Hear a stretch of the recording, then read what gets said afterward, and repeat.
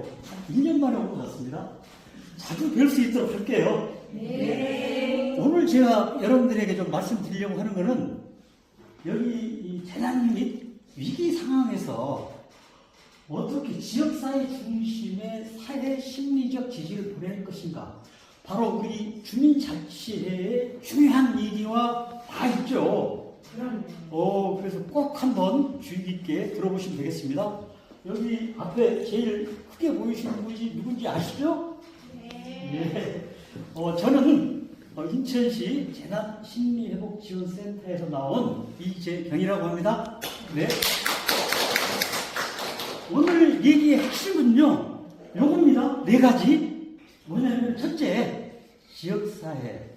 요게 뭔지, 그리고 취약계층이 뭔지, 요거 한번 정의를 다시 한번 해보고요. 두 번째는 심리적 안녕 증진이라는 얘기가 많이 나오는데, 이게 지역사회와 어떤 연관이 있고 왜 중요한지, 그리고 세 번째는 지역사회 중심. 어떨 때 재난이나 위기 상황에서 지역사회가 어떠한 역할을 해야 되는지 여기에 대한 얘기를 차례대로 말씀드리고, 마지막으로 지역사회에 어떠한 대비가 필요할까 같이 한번 생각해 보도록 하겠습니다. 지역사회. 뭐가 지역사회예요? 뭐 다들 개념들을 알고 계시는데 막상 또 입으로 다 틀려 그러면은 좀 혼란스럽죠. 그래서 여기 보시면은 우리 한마디로 마을, 읍면동, 그리고 시군구가 지역사회입니다. 하지만 여기 밑에 보시다시피 상호작용을 하고 같은 특정한 일을 공유하는 그룹도 지역사회로 우리가 얘기를 할 수가 있죠. 그런 것들은 어떤 것들이 있어요?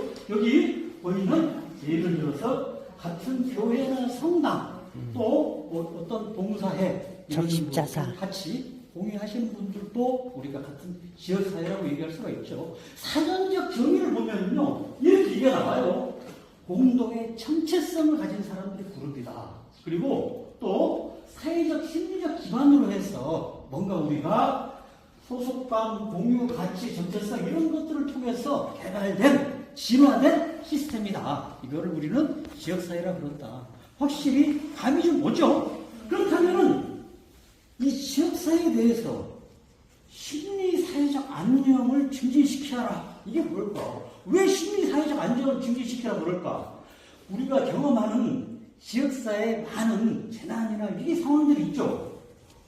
지난번에 우리 인천 지역에, 청라 지역에 있었던 지하주차장의 화재 사건이라든지 또 산불이라든지 지진이라든지 다양한 그러한 것들에 대비하기 위해서는 지역사회의 심리사회적 안녕을 증진시키는 것이 매우 필요하다.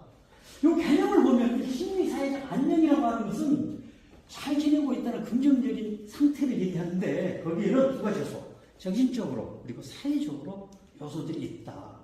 우리가 갖고 있는 지역사회에 보호적 요소들이 있는데 그 요소들을 보면은 다 우리가 갖고 있어요. 따뜻한 가족과 지역사회, 그리고 우리 지역사회 문화와 전통, 그리고 강한 종교적 신념, 그리고 소속감, 이런 것들이 우리의 자원이죠. 지역사회에 갖고 있는 이런 것들을 어떻게 잘 활용할 것인가가 사실은 심리사회적 안녕과 연관이 있죠.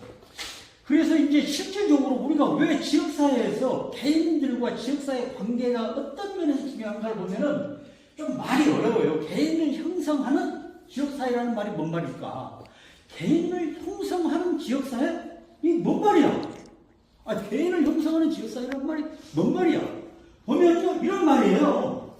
지역사회가 제공하는 다양한 삶의 방식들이 어떤 식으로든 우리에게 영향을 준다. 어떻게 보면 집단에 영향을 미치는 집단 의식과 같은 것이죠.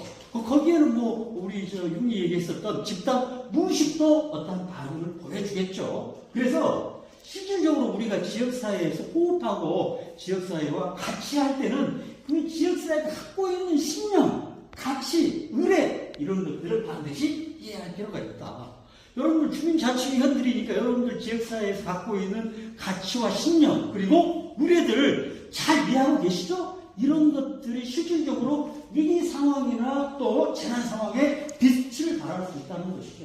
그래서 실제로 그러한 상태에서는 우리 재난과 위기 상황에서는 우리 지역사회 전체가 스트레스를 받게 되죠.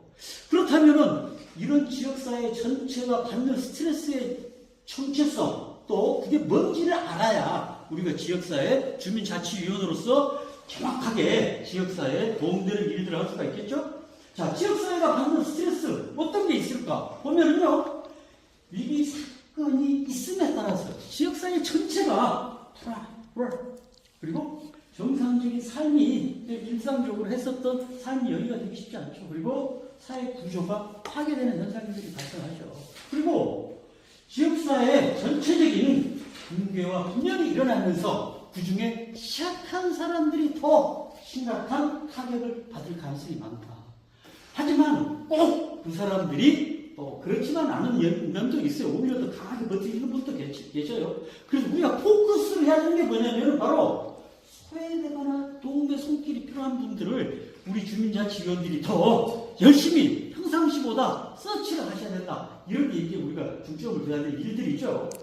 그리고 결국은 우리가 이렇게 지역사회 스트레스를 이해하고 위기와 재난 상황에서 해야 되는 게 뭘까? 결국은 지역사회 회복을 만들어내는 일에 앞장서야 되는 일이죠. 그 회복이라고 하는 것은 정상으로의 회귀, 정상으로 돌아가는 것. 그리고 일상을 만들고, 그리고 이러한 재난과 이 상황부터 우리의 지역사회를 보호할 수 있는 환경체제를 구축시키는 게 매우 중요합니다. 그래서 그렇게 하기 위해서는 우리 주민자치가 뭐 발을 벗고 나서는 거, 요것도 필요하겠지만은 개인과 함께 호흡을 맞추면서 이 대책을 세워나가는 게 매우 중요합니다. 라는 말씀 드리고 싶어요.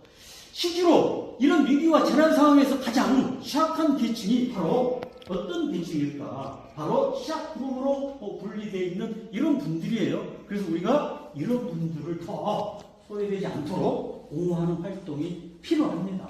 그래서 여러분들 위기와 또 재난 상황 이때 우리가 먼저 서치하고 먼저 우리 지역 주민들을 살펴야 되는 것, 그것은 바로 소외되고 또 자칫 잘 극복하지 못하는 계층에 있는 분들을 살펴보는 것이 매우 중요하다. 그렇다면 지역사회 중심의 지지를 하는데 어떤 지지를 하는 게 중요할까? 그리고 지역사회 지지를 하는 데 있어서 고려해야 될 내용들은 뭐가 있을까? 하는 걸 보면은 우리 지역사회 문화를 이해하세요. 그리고 네트워크가 있도록 하세요. 네트워크에 대한 이해를 합시다. 그리고 지역 주민이 참여를 할 수 있도록 해야 됩니다. 라고 하는 것이 매우 중요합니다.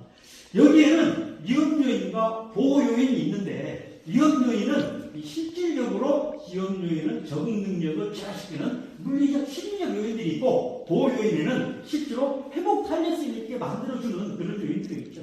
결론적으로 우리가 여기에 대응하기 위한 것은 지역사회 내 가정과 개인의 재통합을 만들어내고, 그리고 네트워크의 재구축을 위한 것입니다.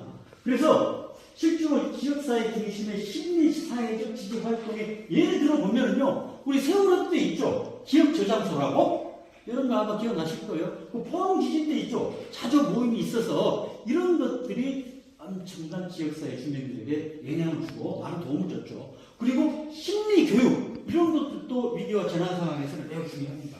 그리고 창의적인 신체 활동을 시켜주고 또 우리 주민자치센터에서도 하고 있는 그런 활동에 참여하도록 유도하는 것도 매우 중요합니다.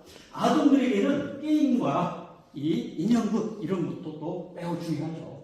결과적으로 우리가 지역사회를 총체적인 동원을 통해서 대비할 수 있도록 만드는 게 중요한데요.